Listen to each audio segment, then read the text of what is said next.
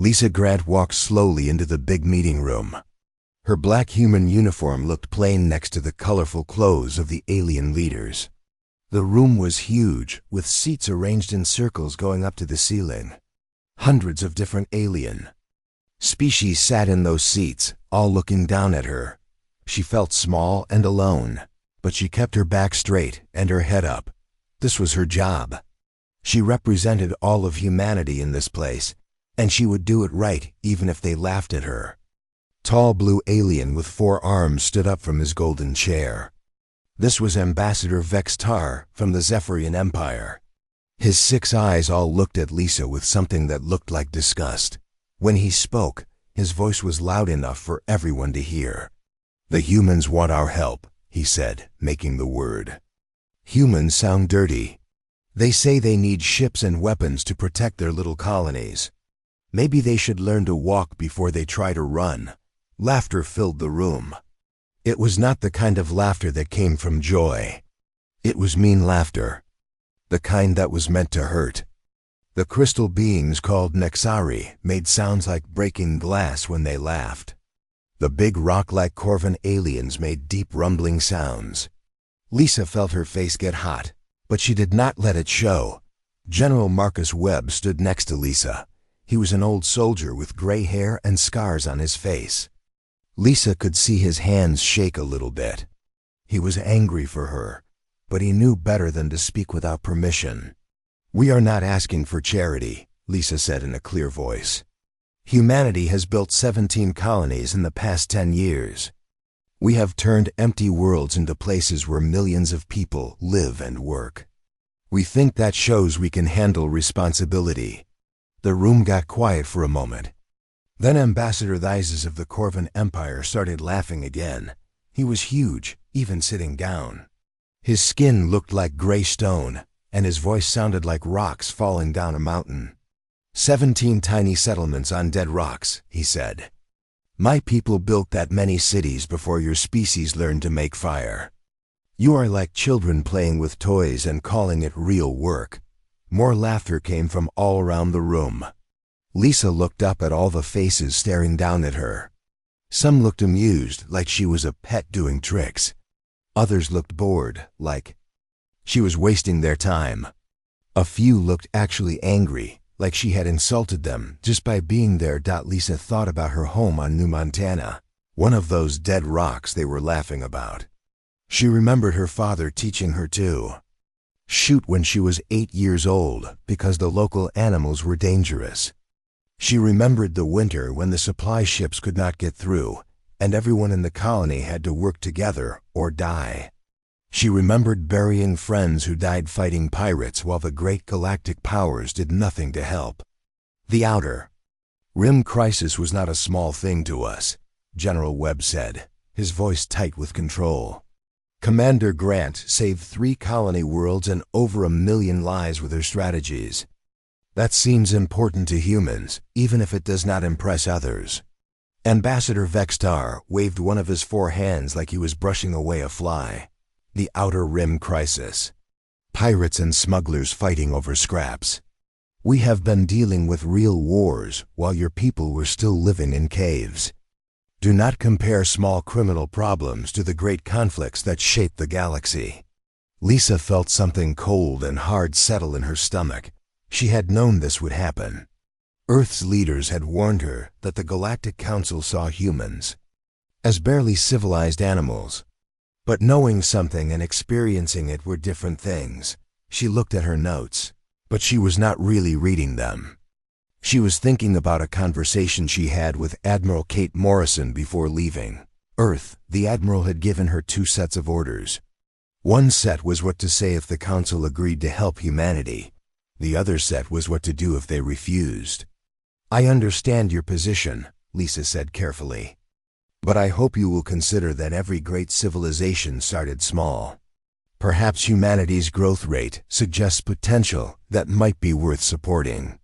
An alien that looked like a walking tree with too many arms made a sound like wind through leaves. Lisa's translator said it was laughing. "Potential," it repeated. "Yes, humans have potential. The potential to cause trouble for themselves and others. Better to let them learn slowly, away from important matters. The meeting went on for 2 more hours. Lisa presented every argument she had prepared. She showed pictures of human colonies, thriving on worlds everyone said were too dangerous. She gave statistics about human population growth and economic development. She even played recordings of grateful alien refugees who had been helped by human colony ships. Nothing worked. Every piece of evidence she showed was dismissed as insignificant. Every achievement was called lucky or temporary. Every request for aid was met with condescending advice about being more realistic. Finally, the vote was called. Lisa already knew how it would go, but she had to sit through it anyway. Species after species voted no to helping humanity. Some gave reasons. Most did not bother. When it was over, Ambassador Vextar stood up again. The Council has spoken. Humanity's request for military and economic aid is denied. Perhaps in a few hundred years, when your people have matured, we can reconsider. The other aliens began filing out of the room, many still chuckling among themselves. Lisa gathered her papers with steady hands, even though she wanted to throw them across the room. General Webb stayed close to her, ready to help if she needed it. Most of the aliens left quickly, but one old Zephyrian walked slowly toward Lisa. This was Historian Kethmer, and unlike the others, his face showed something like kindness. "Commander Grant," he said quietly, "I have studied many species throughout history. Young civilizations often surprise the older ones. Do not let today discourage you from trying." Lisa looked up at him and managed a small smile. "Thank you, Historian. That means more than you know. I hope your people find another way to get what they need," he said. "The galaxy is changing, and change often comes from unexpected places." After he left, Lisa and General Webb were alone in the huge empty room. The silence felt heavy after all the noise and laughter. What now? Webb asked. Lisa pulled out her personal communicator and typed a short message. "Now we show them what happens when you mistake kindness for weakness." She sent the message to Admiral Morrison on Earth. It contained only 5 words, but those words would change everything. Council aid denied. Execute Protocol 7. Far away on Earth, in a secret facility hidden deep underground, Admiral Morrison read the message and smiled. She had been hoping the Council would be smart enough to help humanity peacefully. But she had been preparing for this outcome since the day Lisa left for the Council station. "Colonel Hughes," she called to her aide. "Begin Phase 1 of Operation Underdog. It's time to show the galaxy what humans are really capable of." The aliens had made their choice. They had chosen to see humans as weak, primitive, and harmless. They would learn too late that sometimes the most dangerous enemy is the one you never see coming. 3 months passed after the Council meeting. Strange things began happening across the galaxy, but nobody could figure out why. Trade routes that had been safe for hundreds of years suddenly became dangerous. Pirates who had been stealing from merchant ships for decades found their secret bases attacked by unknown forces. Small wars between different alien species ended quickly when mysterious mediators appeared to help make peace. Ambassador Vextar sat in his private office on his giant warship. The ship was as big as a city and carried enough weapons to destroy a planet. He was reading reports from his spies across the galaxy, and none of them made sense. Commander Nextil stood beside him. He was Vextar's best intelligence officer, but even he looked confused and worried.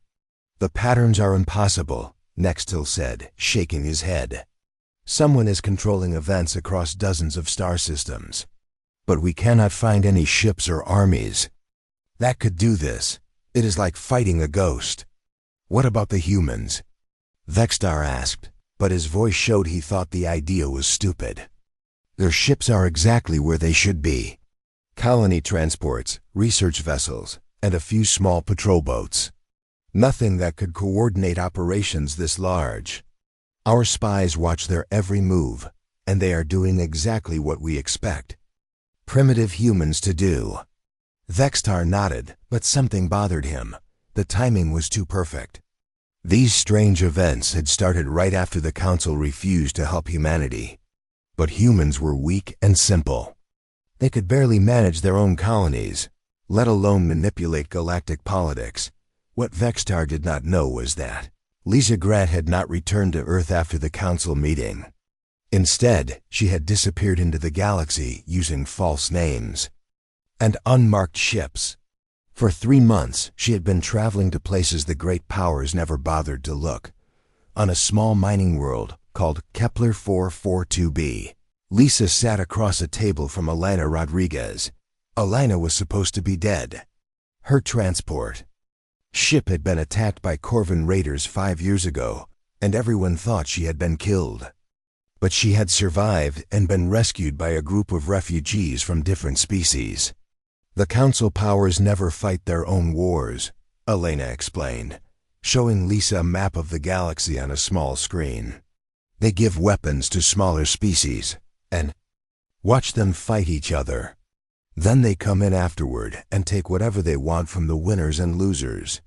Which means they have forgotten how to fight for themselves, Lisa said, studying the map.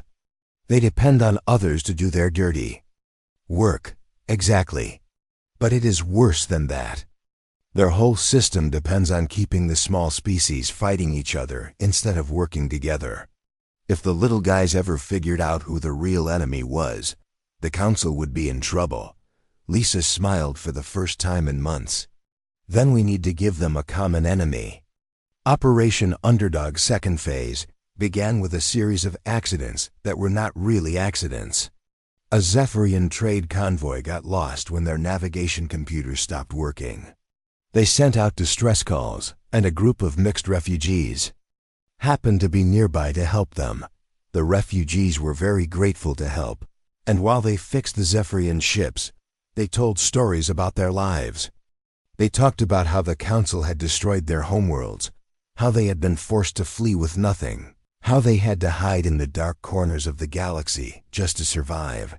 The Zephyrian crew had never heard these stories before. They returned home with new questions about their government's actions. Some of them started asking their leaders why so many people were running away from Council justice. A Corvan mining operation discovered that someone had broken their equipment. Instead of the usual pirate attack, they found evidence that pointed to a rival Corvan company. The investigation that followed uncovered a web of corruption and lies that reached the highest levels of Corvan society.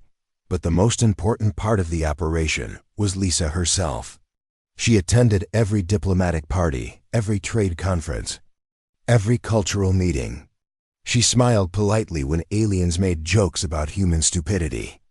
She took careful notes when they talked about their military strength and political problems. She filed reports that made it look like humanity was struggling to understand basic galactic politics. The genius of her plan was its simplicity. She let the galaxy's older races believe they were smarter than humans, while she quietly used their own methods against them. Dr. Nathan Price worked with Lisa as a cultural expert. His job was to study alien psychology and find their weaknesses. He discovered that the Zephyrians were proud of their ancient civilization, but terrified of being seen as weak. The Corvan respected strength, but could not handle being outsmarted.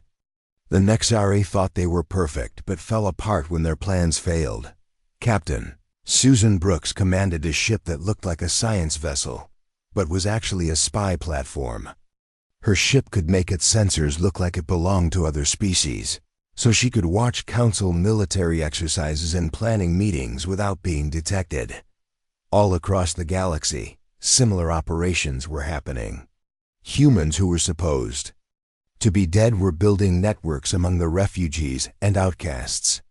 Ships that were listed as lost were actually gathering intelligence deep in enemy territory. Colonies that looked like simple farming worlds were producing weapons and training soldiers. The pieces of Lisa's plan were falling into place, but she knew the real test would come when the Council powers realized they were being manipulated.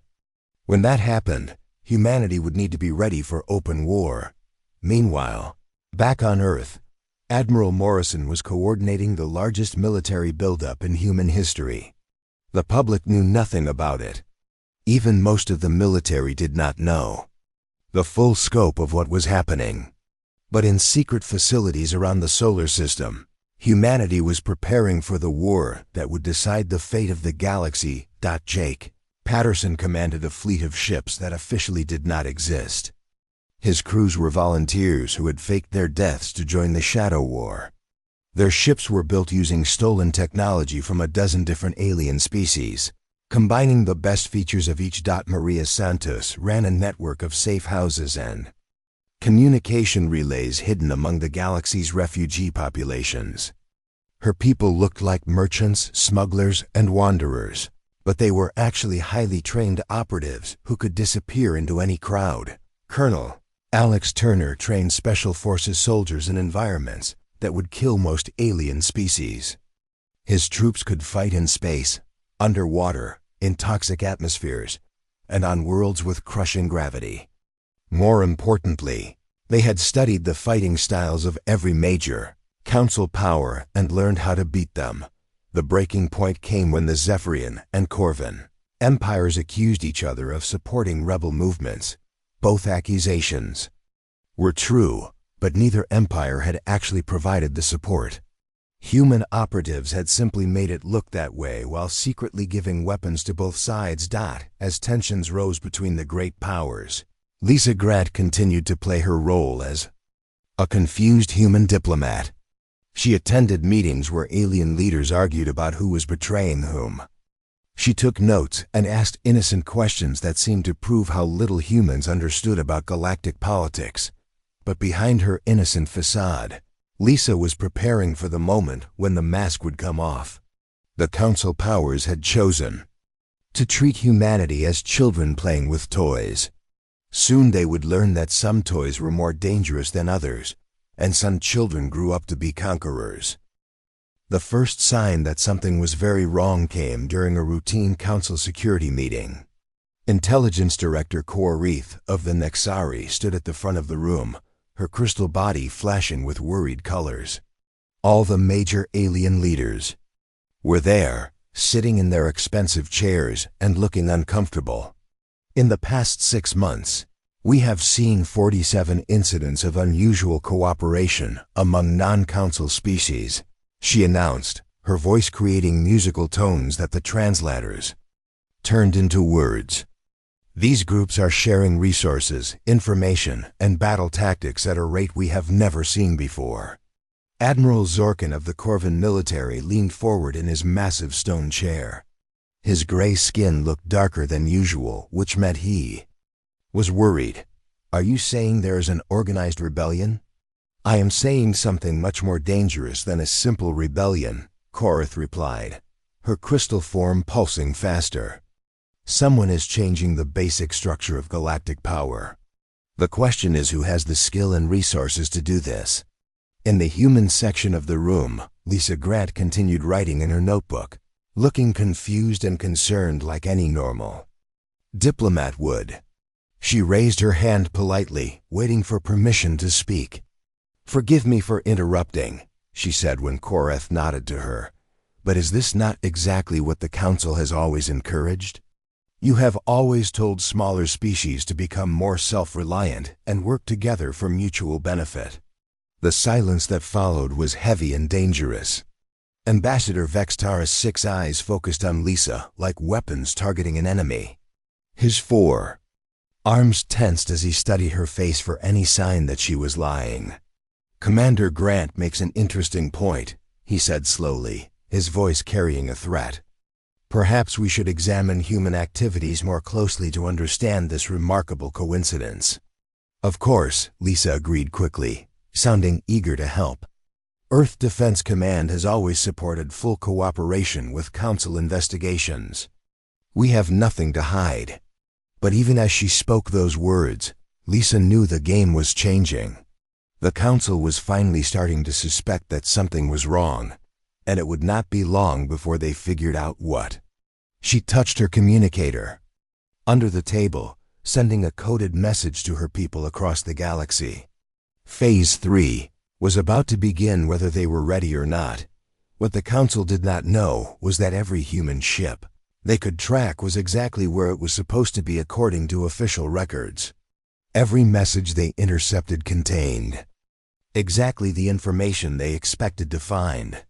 The real operations were being conducted by people in ships that were officially dead or lost. Jake Patterson received Lisa's warning signal while his fleet was hiding in an asteroid field near the Corvin border. His ships looked like space debris from the outside, but they were actually the most advanced warships humanity had ever built. Each one was crewed by volunteers who had given up their old lives to join this secret war. All ships, this is Admiral Patterson. He broadcast on a frequency that did not officially exist. The Council is getting suspicious. Prepare for accelerated operations. We may have to go public sooner than planned. Maria Santos got the same message while she was meeting with refugee leaders on a space station in neutral territory. The station was supposed to be a simple trading post, but it was actually the command center for a network that stretched across 50 star systems. Contact all our cells, she told her second-in-command. Tell them to prepare for exposure. If the Council figures out what we are doing, we need to be ready to protect our people. Colonel Alex Turner was training his special forces on a moon that did not appear on any official maps. His soldiers were practicing for the kind of war that the galaxy had never seen before. When he got Lisa's message, he called his team leaders together. The secret is out, he told them, or it will be soon. Make sure your people are ready. When this war goes public, we need to win it quickly, or we will lose everything. Back in the Council chambers, the investigation was beginning in earnest. Teams of alien investigators were assigned to track every human ship, monitor every human communication, and analyze every human action for signs of deception. But they were looking for the wrong things. They expected to find a traditional military buildup with fleets of warships and armies of soldiers. They were looking for the kind of obvious preparations that their own species would make for war. Instead, they found merchant ships carrying farming equipment, research vessels studying stellar phenomena, and colony transports full of families looking for new homes. Everything looked perfectly normal and innocent. The breakthrough came from an unexpected source. A young Zephyrian intelligence analyst named Kekstar was reviewing old shipping records when she noticed something strange. Several ships that had been reported as lost or destroyed in various accidents were actually still transmitting identification signals. She brought her discovery to her supervisor, who brought it to Commander Nextil, who brought it to Ambassador Vextar. Within hours, the entire Council leadership was staring at evidence that humans had been faking the destruction of their own ships. How many ships are we talking about? Admiral Zorkin demanded. At least 300 that we have identified. So far, Nextil reported, but there could be many more. If humans have been systematically faking ship losses for years, their actual fleet size could be 10 times larger than we thought. The room erupted in angry voices as the alien leaders realized they had been deceived. But Ambassador Vextar was studying the data more carefully, and what he saw made his blood run cold. This is not random, he said, his voice cutting through the noise. Look at the pattern of when these ships were supposedly destroyed. It corresponds exactly with the timeline of increased rebel activity. The humans have been building a secret fleet while we dismissed them as harmless primitives. Historian Kethmer, who had been silent throughout the meeting, finally spoke up. I tried to warn you, he said sadly. Young civilizations often surprise their elders. We should have listened more carefully to what the humans were really saying. What do you mean? Quorith asked. Commander Grant told us that humanity had the potential to grow quickly. She showed us evidence of their adaptability and resourcefulness. We dismissed it as primitive boasting, but what if it was actually a warning? The council chamber fell. silent as the implications sank in. If humans had been planning this deception for years, if they had been building secret fleets and networks while pretending to be weak and confused, then everything the Council thought they knew about Galactic politics was wrong. Ambassador Vextar activated his personal communicator and sent a priority message to all Council military forces. All units, this is a galaxy-wide security alert. Human forces are to be considered hostile and extremely dangerous. Prepare for immediate military action. But even as he gave the order, Vextar knew it might already be too late. If the humans had been planning this for years, they would have prepared for the moment when their deception was discovered. The question was not whether humanity was ready for war, but whether the Council was ready for the kind of war humanity would fight. In her quarters on the Council station, Lisa Grant felt her communicator vibrate with an incoming message. The text was simple: cover blown. Execute Phase 4 immediately. She looked at herself in the mirror and smiled. For 3 years, she had played the role of a confused, harmless human diplomat. She had endured mockery, insults, and condescension while secretly preparing for this moment. Tomorrow, the galaxy would learn what happened when you underestimated humanity. And Lisa Grant would finally stop pretending to be anything other than what she really was: the architect of the greatest military deception in galactic history. The war began with a single mistake. Admiral Zorkin of the Corvan Empire was angry and frustrated after learning about human deception. He wanted to make an example that would show the galaxy what happened to species that dared to trick the Council. He chose the human colony on Proxima Centauri b because it looked like an easy target. Zorkin brought 12 of his best battleships to the Proxima system. Each ship was the size of a small city and carried enough weapons to destroy a planet. He expected to find a simple farming world with maybe a few defensive satellites. Instead, he found something that should not have existed. The colony world was covered with energy shields that could stop the strongest. Weapons, defense platforms. Hidden in the asteroid belt opened fire before his ships could even get close. The return fire was so powerful that 3 Corvan battleships exploded before they could retreat. The survivors limped back to Corvan space with news that shocked the entire galaxy. The humans had not just been hiding ships. They had been building fortress worlds that were stronger than anything the Council powers possessed. As reports of the failed attack spread across the galaxy, every communication system suddenly went silent. Then, a new signal overrode every screen, every radio, every datapad in known space. The face that appeared belonged to Lisa Grant, but she was no longer wearing the simple uniform of a human diplomat. Her new uniform was black with silver trim, and the insignia on her collar identified her as Admiral of the Human Defense Fleet. Behind her stood officers from dozens of different species, all wearing the same uniform with the same insignia. The message was clear. This was not just a human operation. "People of the galaxy," she began, her voice carrying the authority of someone who had spent years planning this moment. "For too long, you have suffered under the rule of empires that see you as resources to be used rather than beings deserving of respect and freedom." The broadcast showed footage that made viewers across the galaxy gasp in shock. Council military forces crushing peaceful protesters. Trade policies that kept entire worlds in poverty while Council members grew rich.